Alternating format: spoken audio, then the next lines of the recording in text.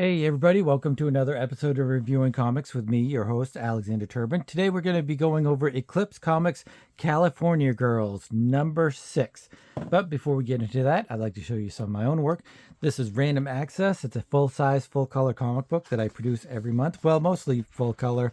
The latest Queller stories are black and white, and they're going to stay black and white. But for the most part, it's color. This last one the cover was by Jeff Bartran, and it's fantastic. I love the Death Knight, and this is Death Knight's story reprint from Volume 1. And with backups by Paul Courtjohn and Jeremy Duncan. And so it's a fantastic book. And you can get these at patreon.com/Alexander Turbin, and it's just $3 a month for all of this content. I'm actually going to be increasing the page size and making it a real full anthology. It's going to take a little while to get everything up and running, I think, and get all of the artists contributing as much as they can. But we're working on it, and my goal is to have a 20-page anthology, and just for $3 a month. So how can you go wrong there?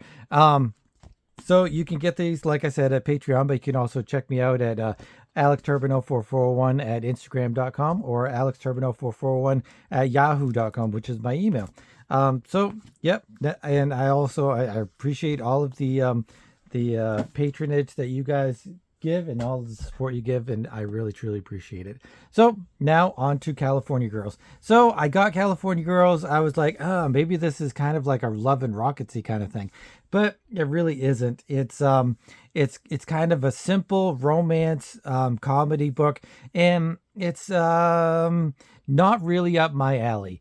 I was also kind of thinking that it might be kind of like the what's the thing now? The Santos Sisters. I kind of thought it might be a little bit like the Santos Sisters, which I have not gotten any of the Santos Sisters comics, and I still need to get those. Let me know if any of you guys are into the Santos Sisters and if you think it's worth getting. But I really kind of thought it was going to be like a Los Bros Hernandez kind of Love and Rocketsy kind of thing. But let's just dive into it. There's 2 stories. I'm actually just going to go through the first one because I am almost off onto a weekend with my wife. We're having our anniversary weekend, so we're going to be doing that, and so I won't really have a lot of time to do other stuff.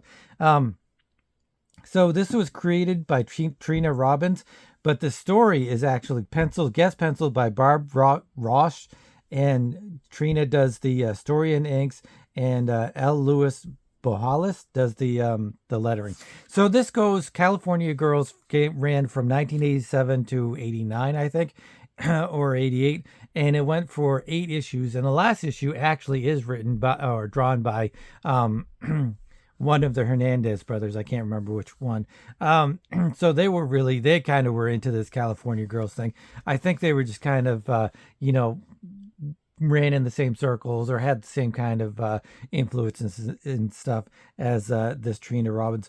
Some of the interesting things about the book, though, on every page or pretty much every panel, it says who these outfits are designed by. It says outfits by Lynn Dudley on here, outfits by Lynn Dudley, Rudy's outfit by Ren Britton, Elmont, New York. So her fans are really kind of tied into the comic book at the time, which is really kind of cool. But it's also a little bit distracting. But also having the outfits designed by other people, it's kind of interesting idea, because one of my biggest problems, especially with women, is designing their clothes. And especially if you're an older dude, I might be giving them clothes from the 80s or 90s or whatever, when I really should be kind of focusing on some sort of modern times outfits. So I don't know. It's an interesting idea. I really I enjoy it, but it's a little bit distracting seeing these little aside narratives of who designed the outfits. It kind of takes you out of the reading experience. So let's get into this, the 2-timer. Like I said, there's 2 different stories. One is drawn by this Barb Roche, and the second one is My Friend Lulu by Mo, and this is actually story and art by Trina Robbins. I really kind of wish well, I don't wish, because I do like her art. Her art is pretty good, but I really like this Barb's art a lot more. It feels a lot more Archie-ish, which is kind of what their brothers, the Hernandez brothers, like kind of designed their whole style on. Same thing as the Santos sisters. It's very Archie rich design and element and stuff like that. So let's get into the story. So this is about California Girls is the story of two girls, Max and Mo, and they're twins, and they just go on these adventures. During one of the previous issues, they won a cruise to Hawaii on Queen of Hearts, which is supposed to be like the Love Boat kind of thing. So they're just getting ready to go on to the cruise ship. And as always, whenever girls go somewhere, the bus boy, bellboy, whatever, is carrying all their cases, and he complains about how heavy things are and how many clothes that they've taken on the thing. So it's not really a sexist thing to have this trope. Like all of these tropes, a lot of tropes could be sexist or racist or whatever, but if it's a female doing it, I just don't think that's a sexist thing. This could be construed as like this I don't know, sexist kind of thing where, it's a stereotypical woman carrying all of her clothes and stuff like that, which I think just because something's stereotypical doesn't really make it sexist or racist or anything like that. It just might make it true. There's probably a lot of women that do carry too many luggage when they go on a vacation or whatever. But anyway, that's just kind of inside. They go on to the cruise. They see who Rudy Tooty. Like I said, the names and the characters and stuff. It sounds a lot like Archie kind of stuff, where things rhyme and they just kind of have silly names and stuff like that. So they talk to Rudy Tooty, but they don't actually talk to him. They just kind of woo over him, and they're almost like teenage girls. They're not older. They're always looking for a fun time. I kind of have an inkling that every issue or every episode or every story, they're looking for romance, which I kind of just wish that was not as big a part of female, or especially young female viewing. Like so much of the Disney Channel shows and stuff like that is based on romance. It's based on girls trying to find a boyfriend or whatever. And I just wish that they would kind of show that there's more to life than the other sex. I know that they do that a lot with young guys, looking to hook up and whatever. But it just seemed like too much of it is just focused on that one thing. There was a show. No, I'm not even going to get into that story. So they make their way to their cabin, and then they kind of one of them wants to go off and look at the ocean and stuff, and the other one wants to hang up her clothes before they wrinkle. That's a very specific thing that is women specific, I would say, because if you've got a guy, no guy is going to be like, I want to hang my clothes up first, unless they're like Sheldon from The Big Bang and very fastidious or whatever. So it's kind of an interesting paradox, something parallel to male driven written stories to a female written story. It's very kind of interesting. So Mo heads up on deck, and she sees this Rudy Tooty. Is that his name? Yeah, Rudy Tooty. And they have this little discussion, and they're talking first, but she starts to get seasick, and he's like, okay, I'll see you later. I'll have my show later, because he's a rock star playing on the boat. And she's like, oh, sure, I just need to lie down a little bit. So she goes back to her cabin, and she has seasickness. She can't get out of bed. She's just kind of sick. So Max, she dresses up in her gown. And again, like I said, Mo's Nighty is by Lynn Dudley. And it doesn't say who the dress is by, which is kind of interesting. Doesn't say who Max's dress is by. But anyway, that's kind of a weird thing to focus on. So anyway, Max goes to the concert. She catches the eye of Rudy Tooty. They have a little bit of a good time, and they start dancing the night away. And then she falls. She goes home, goes back to her room, falls asleep, and she's dead tired. And it's day two. It's got all of these day one, day twos, which is kind of an interesting way to show the passage of time and stuff like that. I see that the light is a little bit too much. There we go. So then, but the other one, Mo, wakes up and she's feeling much better after a full night's sleep. She feels better, and her seasickness is kind of gone. So she goes onto the deck of the boat, and she's at the pool, and she sees Rudy Tooty, and she doesn't know that Max has spent the whole night dancing with him. So it's a classic twins mix up where he is kind of just going to spend time with one during the day and then the other one at night, and he doesn't know the difference because they're twins, and they don't know the difference because they're always switching off because one was sick during the day, one was partying at night, so they're kind of like sleep during the day, sleep at night kind of thing. So they spend their whole day at the pool, and they're just kind of hanging out and having fun. And he's like, developing this relationship, which I really kind of feel bad for him because he thinks that this is the same girl. And, as twins, they should be cognizant of this kind of thing happening. So Mo goes back, Mo goes back. She's tired. She's had a long day. And then Max, she's ready to party. Max is dressed by Ren Britton. I think this is different dress.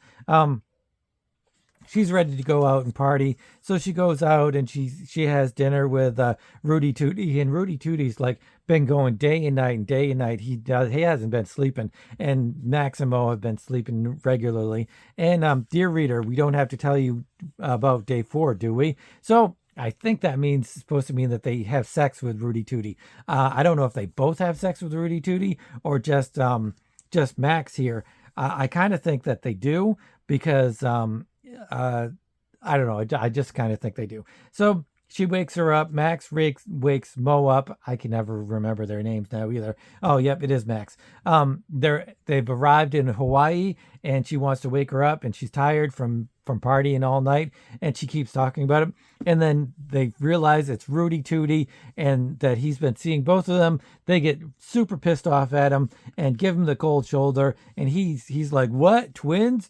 And finally, these other couple, they want to say goodbye to Rudy and say what a great job he did for the show. And but he's dead tired. He's just zonked out from all of the partying and stuff with both of the girls. And that's basically the end. So, like I said, this one is drawn by this Barb Roshan, and I really enjoyed the artwork a little bit more than Trina's. This is I don't know. I think this is a little bit more Hernandez Brothers art because it deviates a little bit away from the Archie kind of thing that goes on. This is only 3-4 pages. But it's kind of just a short story where Mo's friend, she goes over to Mo's friend's house and she kind of flirts with her brother, and her brother kind of bought a new hat, and he's part of a musical group, and she just kind of hits on him. That's basically it. They also have these paper doll things, which I guess they were quite popular back in the 80s, late 80s, early 80s, mid 80s, something like that, where each issue would have different paper doll outfits and stuff that you could, I don't know if they encourage people to cut into their comic books or what, but they had them, and I don't know if they were assuming that they're going to, and then they did these in color. I kind of wish the whole book was in color, actually. But yeah, to talk about the writing is very good. It's written by women for women, but I think it's for younger women. I don't think this is very, it's not very much for an older woman's crowd, even as far as like 20s or 30s. I think this is very much aimed at teen girls, just like the Disney Channel kind of stuff and everything like that. I mean, they have the teen heartthrob, and just the way they kind of talk is a little fanciful. The story, the dialogue is pretty good. It's very flowing. They each do have their own unique rhythms and their own unique dialogue and their own voice. So that is very good. And the story is kind of a short one, and it's kind of a almost a Freaky Friday kind of thing. So it's interesting. I enjoyed it for what it was. Like I said, it's not really kind of my thing. I do wish it was in color. All of this line work is really fantastic. But there's really not a lot of shading, shadows, or depth or anything like that. But still, going as far as the writing, it's really pretty good for what it is. You have to remember when you're reading a comic, it has a target audience, and if you're not the target audience, then you're probably going to not enjoy it as much as if you were the target audience. This was mainly, it was, like I said, mainly targeted for young girls, and they like Trina actually called up comic book stores and was like, hey, why don't you try this book? Because whenever the boy goes in with his sister or girlfriend or whatever, and she thinks the superheroes are boring or dumb, you can direct her towards this. And that's really kind of a good way of doing it. I really don't think that they broke into the female market for comic books until Sandman. Sandman is really, it's not female oriented. It's not targeted towards females. But I just feel like the content, the writing style, and everything, it's a little bit more. It's not female oriented. It's for everybody, so everybody can really kind of enjoy it, and that's really what you want. You don't really kind of want to focus in on something. It's okay. I mean, you can do that, but I don't think that it's the best thing for a comic book product to be focused in on a gender. When I make a like Morgrim the Savage Cyclops, I didn't think, this is for guys, this is for girls. This is for people who love sword and sorcery. That's the thing. It's not like a gender specific kind of thing or race specific kind of thing. It's just for people who like that genre. So if you're, doing sci-fi, or if you're doing something like that, then yeah. But this is also romance. So targeting females, that's kind of even a bigger thing to target that demographic, I guess. So I mean, there's nothing wrong with it. I just kind of think that to expand the comic book the comic book medium, that targeting specific audiences is not really the best way to go. So writing wise, I did enjoy it. Like I said, it's not for me though. But art wise, I really enjoy the art. I really like the art. This is more like the Hernandez brothers, I believe, than the second story. I was saying that I thought this was a little bit more Hernandez brothers. I don't know. I kind of think it. I don't know. It's so hard to say. Like, you've got this kind of shading, which is what the Hernandez brothers kind of do. It's very sparse, but it's very specific kind of looking, and I don't know, just the brush strokes are a little bit deeper and more intense than this stuff, which she inks this. So Trina inks both of them. So it's the pencils that makes the difference on this. I also really like the backgrounds in this a little bit better, because the backgrounds are very sparse. They show you the kitchen and stuff like that. But then afterwards, they show you nothing for backgrounds. And really, I think that's kind of something, if you're going to have less shadowing, shading, depth, and stuff like that, then the backgrounds really become even more important in the story, to the story. But they're on a boat, they're on a ship, so you basically know exactly where they are. So I don't know. I really love the backgrounds, and I really like this art. I think this is fantastic. So what could I possibly give this? What do you give a comic book that is not a genre that you're really into at all? You have to look at the artisticness of the book. You have to look at who's it's aimed at, and if you think that it successfully hit its target audience. I don't know. It's a hard thing to quantify something that's not aimed for you. Like if you are reviewing children's stories, or children's books, or whatever, and they're obviously aimed for little kids. So you can't say something is bad. Looking at it through an adult's eyes, you kind of have to take yourself back and look at it through a child's eyes. So am I going to look at this as a young girl and try to think of, is this something that I would enjoy?